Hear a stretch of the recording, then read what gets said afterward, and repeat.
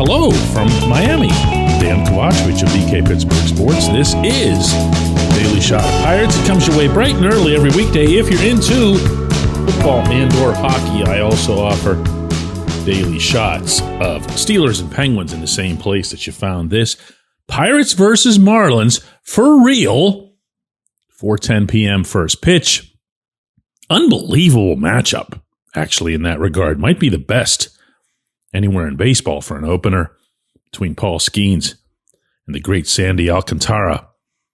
And that might be the only part of this that would be worth looking forward to, because there's not a lot there. I talk a lot about the Pirates lineup, but oh my goodness, you should see Miami's, and you will.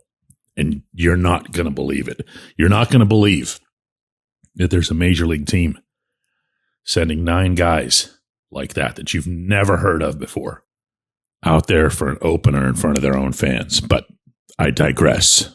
In fact, I'm going to fully digress. Now, I have said this to you over the winter. I have had many, many things to say, critical about everything related to this operation, from the very top, from Bob Nutting, all the way down to the bottom prospect of the Dominican Summer League pool. I went at it. Our staff at DK Pittsburgh Sports went at it. We went at it hard. And today, the baseball begins. Today, it's about a W or an L.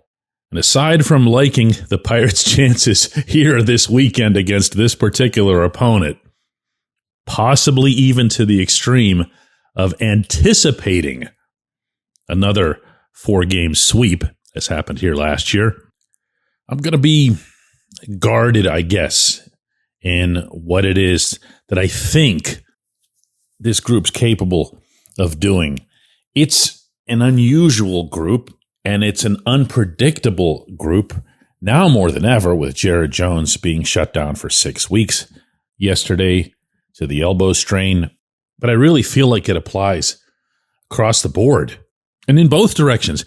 I can actually, just for the sake of opening day, take nothing but rosy scenarios here. Okay, want to do that? Want to have fun with it? Here, try this.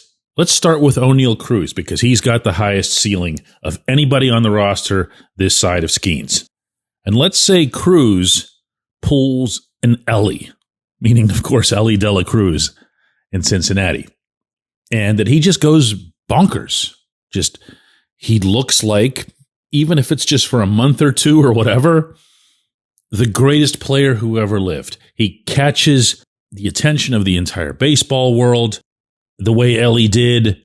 He soaks it up. It stokes his confidence even further, and he just keeps carrying at that. Now, I say that, and you can feel however you want as to how viable that is. But what you can't say, and this is the part that's relevant to me, what you can't say is that it's impossible. Not with him. He's capable of pretty much anything. Now, I'm kind of hesitant to even bring up these other names after that, because that's a separate category there. But what if Jack Sawinski were to bust through? What if Ji-hwan Bae were to become a real thing, regardless of position? What if Nick Gonzalez, remember when he was taken number 7 overall in the draft, that was actually Ben Cherington's first pick as the GM here, he was thought to be maybe the best hitter in that class. Every once in a while, he shows you why. More often than not, he shows you swings and misses. I'm not saying he can pull a Cruz, but he can become something more. Now, if I throw in there Henry Davis somehow finding a way to get to Pittsburgh and make the impact that one would hope to see from a number 1 overall pick, or even just be a player, you don't have to live up to some list of guys who were first overall. Just be a guy. You can't be nothing. Be a guy. So if Henry is a guy and he gets here, and Endy Rodriguez either gets moved to first base or however it is that the catcher thing plays out, and Endy becomes more than a guy. I think Endy can be more than a guy. I think Endy can hit. I think Endy can really hit. But I don't know that because the one stretch that he had in Pittsburgh, he hit somewhat at the very beginning and then not so much after that. But is it possible? Is it plausible? Yes. Now, I also have a bunch of other guys who I know some people get excited about or think that they have some potential, the Nick York types, the Billy Cook types.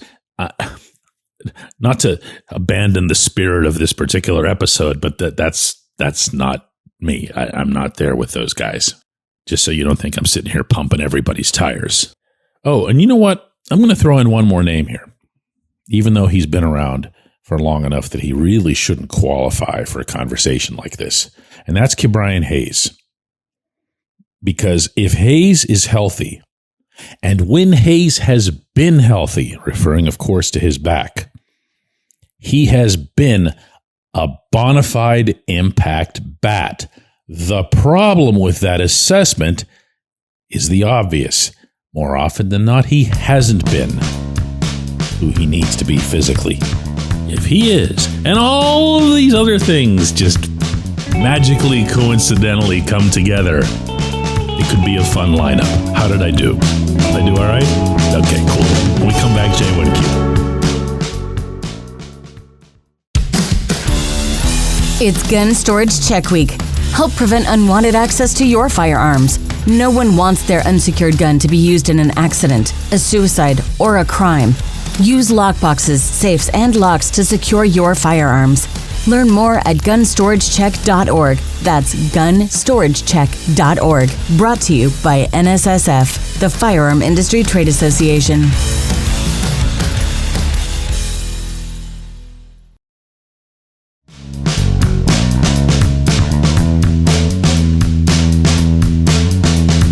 Today's J1Q comes from Benjamin Lyda, who says, this year is going to be bad, DK, and we're going to be lucky to get 70 wins, aren't we? You know, Ben, I would be delighted to share with everybody that you're expressing the minority view in the J1Q submissions that get sent here. And you're not, like, at all. This is what almost everybody seems to be anticipating. Now, will that change by, I don't know, sundown tonight when Paul Skeens strikes out, all 27 guys he faces, and the Pirates weather the first few innings against Sandy Alcantara and eventually get to the Miami bullpen and there's a big W? Yeah, probably. Openers have outsized reactions to the extreme. Baseball more than any other. Because no matter how you perform or don't perform in the opener, no matter what kind of pitching matchup you got, the game remains 1 out of 162, unlike any other sport. But I'm not downplaying, much less dismissing what you're saying. I get it. I understand where everybody is. I'm probably not very far from where everybody is. I would have loved to have seen not 1, but 2 bats added instead of 0. I would have loved to have seen another Aroldis Chapman type signing for the bullpen. I don't say many good things about Ben Cherington's work, but I said at the time I liked the Chapman signing, and I'll say it after the fact, and I'll double up on that, given the ongoing struggles that David Bednar's carried into this spring, and given that Colin Holderman, as terrific as he can be, does not have a closer history about him, and even Derek Shelton's not naming anybody a closer entering the season. This is a problem. I would have loved to have not seen Luis Ortiz traded for a platoon hitting first baseman with no power and a history of chronic wrist issues. And if everything I just listed had somehow been addressed, I'd have a case. I'd have something to counter you with. And I don't. I see what you see. I've gotten out of the predictions business a long time ago in this line of work, so I'm not going to be throwing out some kind of magic number of wins or whatever. But I will say that 2 years ago, this team won 76 games. Last year, according to Charrington, they won more games, which is to say that they won 76 again.